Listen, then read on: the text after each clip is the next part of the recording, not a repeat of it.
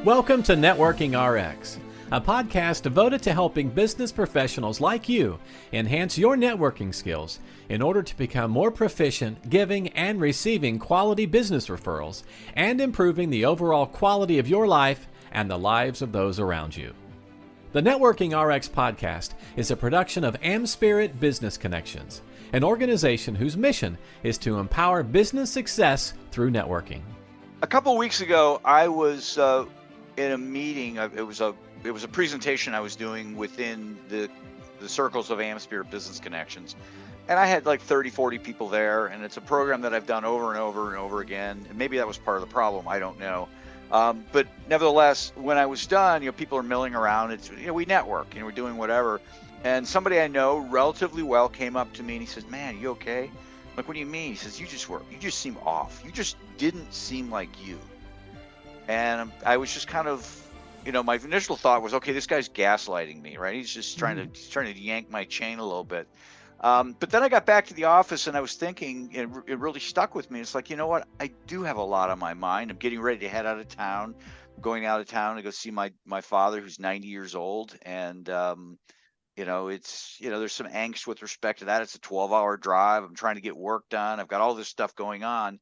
My point in this whole story is that people read us. Yeah. We may think we're really good at BSing people. I don't think we are. And so we really need to be mindful of that when we show up. Today, my guest is John Golden, and John is a globally acknowledged sales and marketing thought leader. He's a speaker, strategist, and he's conducted over 1,500 video interviews of thought leadership for Sales Pop, which is an online sales magazine, and they have a YouTube channel. And if you go and check out Sales Pop, it's top 2% podcast as ranked by Listen Notes.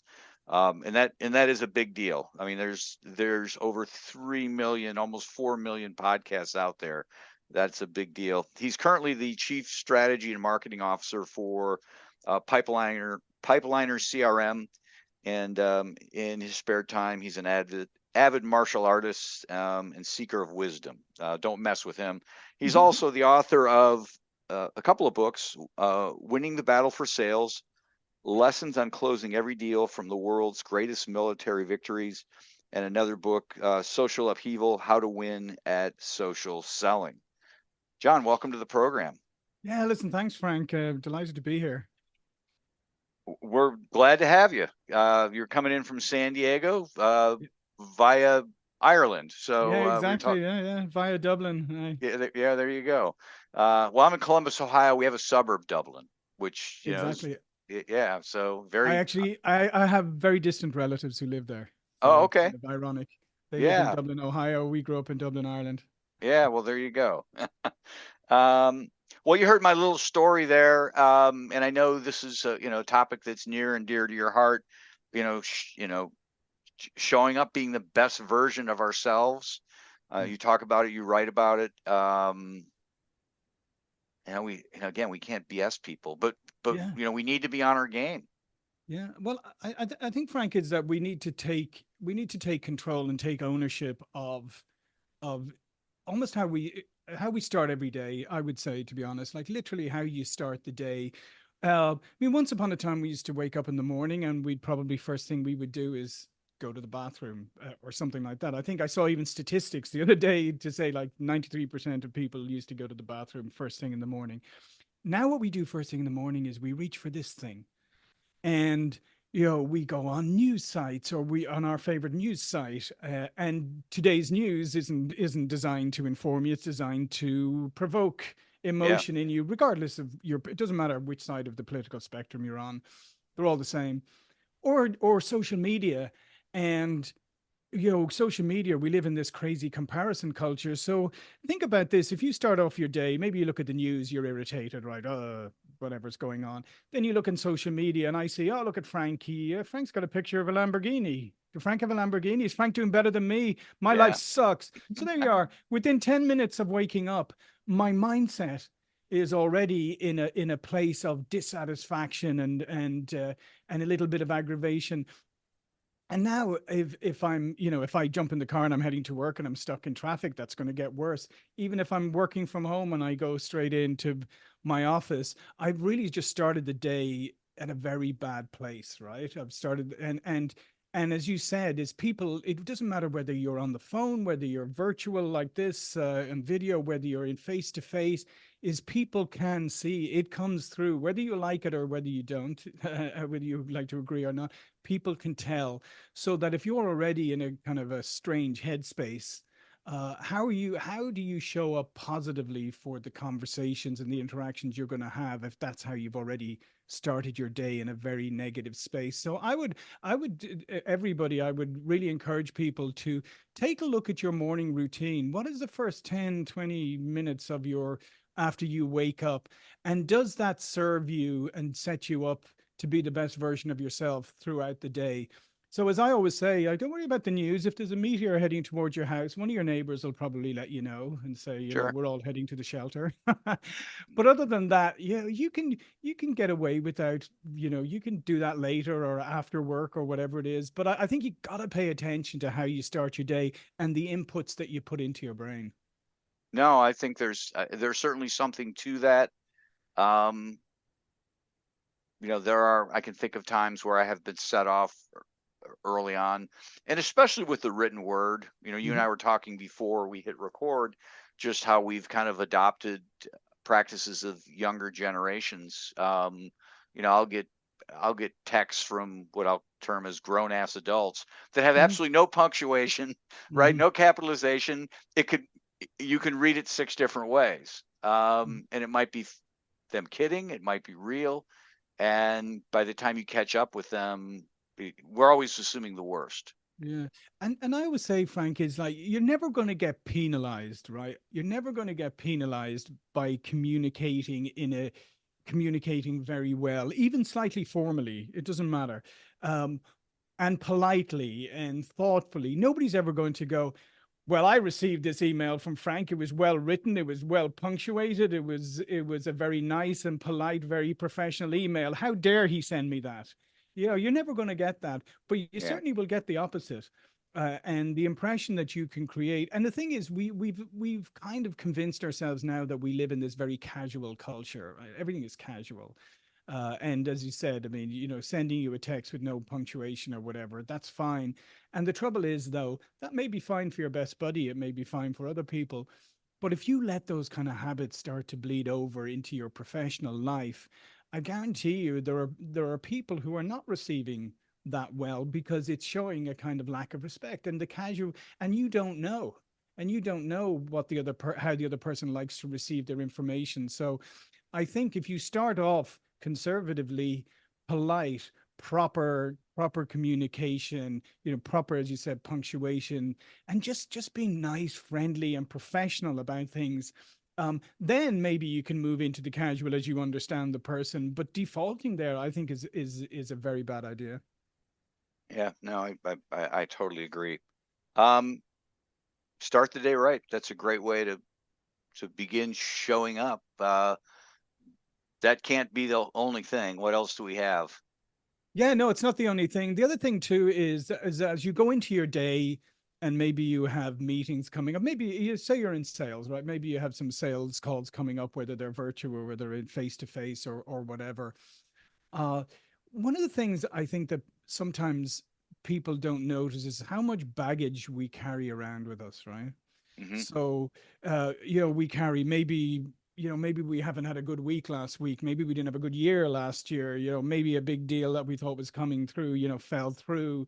Maybe somebody else landed a deal and they got a big commission check and we didn't. And so maybe there are things that are going on. Maybe something happened at home, different things. But if we're not conscious of the baggage that we bring into that we're carrying with us, when we go into those conversations, we set ourselves up for that opportunity where we're going to suddenly start thinking about the baggage rather than thinking about the situation. And then maybe you'll say something like, well, I'm not sure whether this is the right time for us to move forward in this project, right?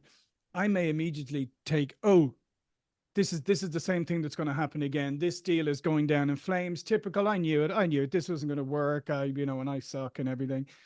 But the reality is, if I had pushed all that aside and said, okay, let's explore that a little bit more, let's explore what you do. Maybe you're saying this may not be the right time, but ultimately I could persuade you that it's the right time if I focus on you and your issues and went through a proper diagnostic. Right. But we can sometimes allow things like that to take us off track. So I always say is, before you start any of your meetings, is check your baggage. Don't carry on. I know everybody loves to carry on because you think you can carry on the plane, you can get off quicker, but this is a case where check your baggage. Because if you consciously say, I'm going to put aside that thing that happened last week, I'm going to put aside the other, I'm going to come into this fresh, and I'm just going to treat this as a completely fresh interaction, and I'm not going to use my past as any kind of reference point right now. I'm going to take this in its own right. And when you do that, I think it's very, very liberating, because now I'm just starting from scratch with you. And therefore, when you say something that might have set me off before, it doesn't. I'm just exploring it. We're just having a conversation. You and I are talking through the wonder of Zoom, which Yeah. I think has done a lot to bring the world closer, and it's done a little bit to kind of pull us apart too. Yeah. Because I'll have Zoom calls with people who are 5 minutes away, right? We could go have a cup of coffee when we normally would have. But what I do like about Zoom and having conversations with people is it allows me to sit here with a piece of paper. Mhm. And when I find myself getting agitated, I can write little notes to myself, almost like I'm talking to myself. And it's Yeah. really kind of engaging my neocortex. And it's like it's calming me down, if you will. Yeah. Whereas I could never do that if I was sitting with somebody, Yeah, no, that's a really good point. And it's funny, Frank, there's even people today who still won't switch on their camera. And it's Oh, like, God. Yeah. and I find that is the most, yeah, who cares? Everybody, we don't really like looking at ourselves. We always think, that's not really what I look like. But anyway, well, probably it is, but hey, Yeah. we can fool ourselves. But people are still reluctant to do that. And what kind of message does that send to you if you don't, to send to the other person, particularly if the other person has switched their camera on and you don't switch yours on? I mean, now you've gone from a place of, neutrality to a place where I'm like, so why doesn't he turn on his camera? Like, is he in his pajamas? Is he sitting by the pool? Is he Yeah. like, what's going on here? Because I mean, imagine you wouldn't turn up for a face-to-face meeting with the big cardboard thing and come in and then sit on Yeah. the other side of the desk and say, I'm putting this barrier up so you can't see me. Yeah. So I think that's another piece where people have got to get just used to just switch on your camera. Yeah. It's funny you mentioned that. I was on a call a couple years ago. And the person I was talking to, it's like, I'm just looking at this guy and he's just like, this guy is weird. He's looking over air. He's looking, it just was odd. And then I realized that my camera was off Oh, and it wasn't him. It was me, mhm. and that was a clear indication to me, what is he supposed to do? He doesn't know where to look. We're talking face to face here. I'm trying to look into your eyes. It may not look like that on your end. I don't, because of where my Sure. camera is and all that stuff, but that's my intent. And I always get that intent from people. But yeah, I mean, it's, and when I get on calls with people don't have their camera on, I'll just turn mine off too. It's like, yeah, Yeah, okay. yeah. And you see, and now you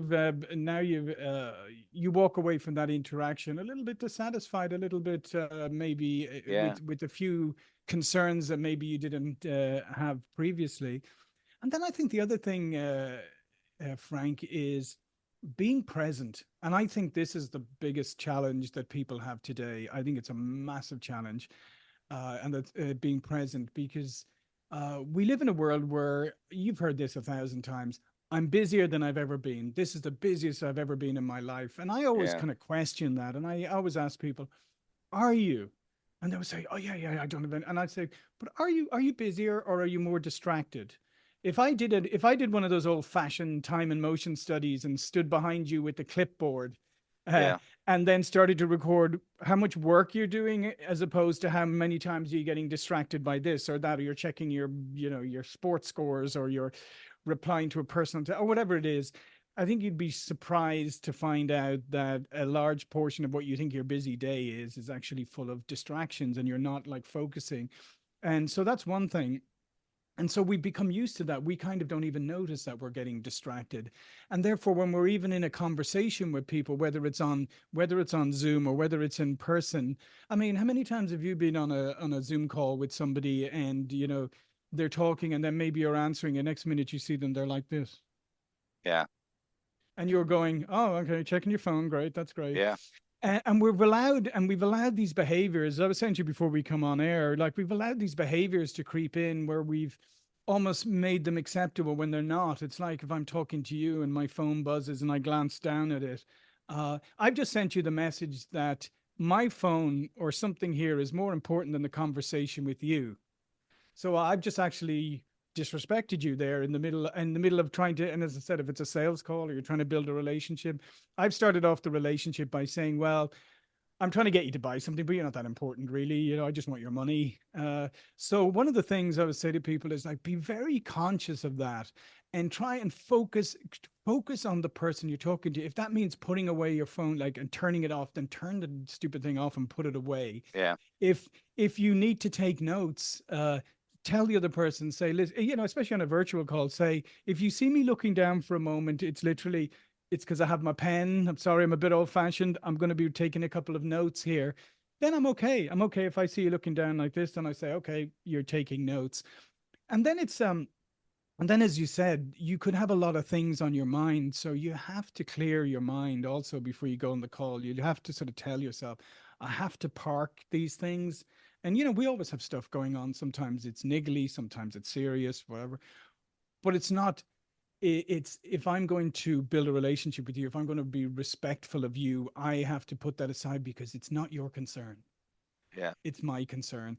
And the half an hour that I'm talking to you, whatever the other things are going on, are probably not going to deteriorate that badly in an hour. There's probably nothing going to happen.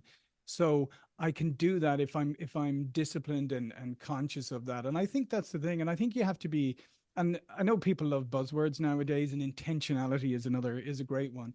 But I do think you have to be intentional in terms of, you have to say, I'm not going to do this. I'm not going to check that. I'm going to focus on Frank, because Frank's the most important person to me for the next 30 minutes. And that's it. Yeah. Well, and the reality is that whatever those potential distractions are, they're going to be there. Yeah. I mean, Exactly. they're going to be there. And I always tell people that I find that I am my own worst enemy. If, like, last week I was out of the office quite a bit, traveling, visiting with my father, and I didn't get a lot of emails. You know why? Because I didn't send a lot of emails. Yeah. Right. So that's why we're our own worst enemy. And we get these distractions and we just start kicking up dust in our lives. And it's like, well, I'm busy because I'm doing all this stuff. And as you were talking about that, I was thinking, there's a simple test to whether we're distracted or not. Oh, I'm so busy. I've got so much going on. What I tell people to do is go into the office, whether you work at home or whatever. I have a separate office. Go into the office early on a Saturday morning when nobody's out there doing anything anyways, right? Yeah. And you'd be amazed what you can get done in 2 or 3 hours. Oh, yeah. You get 2 days worth of work done in 2 or 3. And what that tells me is that, you know what? If I tried to do this on a normal day and it would take me 2 to 3 days or 2 days to do it, I'm just allowing myself to be distracted. Yeah, 100%. And then I think the other thing that is often overlooked is we all have triggers, right? We all have things that can set us off, and sometimes it doesn't matter what age we are. Advancing a little in years, myself personally, we all are. Yeah, it doesn't matter. Some of them come from childhood, some of them come from your teenager, your early. There's lots of we have these triggers, and if we're not careful about identifying them, and it can be something as simple when you're sitting in a meeting and somebody says something or looks at you in some way, and it triggers something in you because maybe they look at you in a way that, I don't know, maybe your dad looked at you when he was disappointed, or somebody, right. Or they say something and maybe it triggers off. Or early in my career, somebody said that and then everything, went sideways for me. and we put way too much meaning on it. And now suddenly we're completely derailed in the situation because this has triggered us. We're defensive, and we can tell. And the thing about it, if people go, "Oh yeah, triggers," you can tell because triggers are not only have a, they don't happen just mentally, they happen physiologically and physically as well. Because when you get triggered, so as I said, maybe somebody looked at you one way and you kind of misinterpreted, and they probably weren't even looking at you, right? Mm-hmm. Reality, they probably just looked up and you happened to be in their eye line. And you can tell because you start to become tense. You start to become a little defensive, and you can tell in your body that I'm a little on edge. And so I tell people to be very, very aware of that. Just kind of figure out when that happens to you in a meeting. First of all, put it aside, calm yourself down and say, okay, I'm going to just push that aside to the moment. And then afterwards, sort of reflect on it and say, why did I get tense like that? Why did I suddenly get, knocked off track by something that seems so innocuous? And discover what those things are that trigger you. So whenever they come up again, you can just go, okay, this is in my head. This isn't Frank doing anything to me. This is just how I'm receiving it. And I can choose to receive it differently. I can choose instead to go, Frank didn't give me a look. Frank was looking at the clock behind me, or Frank was doing whatever, or that's just Frank's face. I don't know, but whatever works for you. But really be conscious of them, because those. I mean, we've all had this happen to us, and I've seen it, and it's something that oftentimes really holds people back. And like I said, these can be things from your childhood that you just don't realize that constantly trigger you. And so I would say pay very much attention to that. And if you don't believe me that it's happening, ask your body, because your body will tell you. Because if you look at your body and you go, oh shoot, I'm getting tense, maybe I'm starting to perspire a little bit, there's something going on. And so revisit it afterwards and figure out, okay, how can I ensure in the future that I when I see that happening, I can nip it in the bud. Those are great points. We are running short of time here. Shifting gears, John, tell us a little bit about how we can help you. You're working with Pipeliner, and you've got books and all sorts of stuff. Yeah, well, I mean, the first thing I would just encourage you to check out Pipeliner CRM, pipelinersales.com, because it'll be a CRM experience like you've never had before. And I say that with confidence, because that's the reason I joined, because I had experience in the past with other CRMs and always, to be honest, hated them, and just like most salespeople did. And Pipeliner was the first one I saw that was developed from the salesperson's perspective and brought value to them. So I would, but like I said, don't take my word for it. Go take a free trial of Pipeliner CRM, pipelinersales.com, and see for yourself, see the difference in how visual it is and how it's actually enjoyable to use, and intuitive and all of those things. So, and then the other thing I would say is please check out my podcast, Sales Pop. We're growing actually very fast on YouTube right now. So if you want to go find us on YouTube, or you can find us on salespop.net. But great interviews. I talk to people from across the globe, very eclectic bunch of thought leaders now. And it's not just about sales, even though the title says about sales, marketing, entrepreneurship, leadership, motivation. We even did some mental health stuff last year.